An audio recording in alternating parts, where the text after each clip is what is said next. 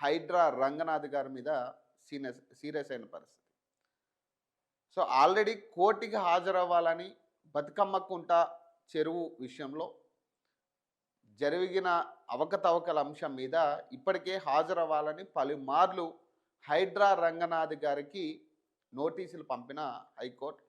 So judge already ఇప్పటికే దాదాపు 3-4 సార్లు హైడ్రా రంగనాథ్ గారి మీద సీరియస్ అయిన పరిస్థితి. కోర్టుకి హాజరవ్వాలి, విర్చువల్గా కాదు డైరెక్ట్గా కోర్టుకి రావాలని ఇప్పటికే కోర్టు పలుమార్లు చెప్పడం జరిగింది. ఈ నేపథ్యంలో నిన్న హాజరవ్వాల్సిన రంగనాథ్ గారు కోర్టుకి హాజరవ్వలేదు. ఎందుకు హాజరవ్వలేదంటే నిన్న ఆల్రెడీ కుకట్పల్లిలో కూల్చివేతలు జరిగాయి.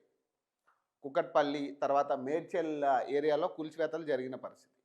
సో ఈ నేపథ్యంలో మరి ఆయన అక్కడ పేదల ఇల్లు కూలగొట్టే టైంలో అయితే ఎవరికి కనపడరు. బేసిక్గా కూల్చివేతలు జరుగుతున్న టైంలో రంగనాథ్ బయటికి రారు. పాపం నిన్నే ఆయనకి కోర్టు హీరింగ్ ఉందన్న విషయం కూడా తెలియనట్టుంది. నిన్న ఆయన కోర్టుకి హాజరు కాలే.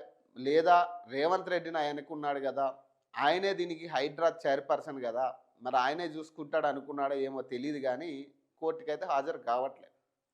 ఇప్పటికీ ఈ అంశం మీదనే కాదు, బతుకమ్మ కుంటనే కాదు, ఆల్రెడీ సున్నం చెరువులో కూల్చివేతలకు సంబంధించి కూడా కోర్టు వివరణ అడిగింది ఇప్పటికి. సో దాని మీద కూడా కోర్టుకి హాజరవ్వలే హైడ్రా రంగనాథ్. ఏ అంశం మీద కూడా కోర్టుకి హాజరవ్వలే. ఒక్కసారి విర్చువల్గా ఆయన హాజరయ్యింది.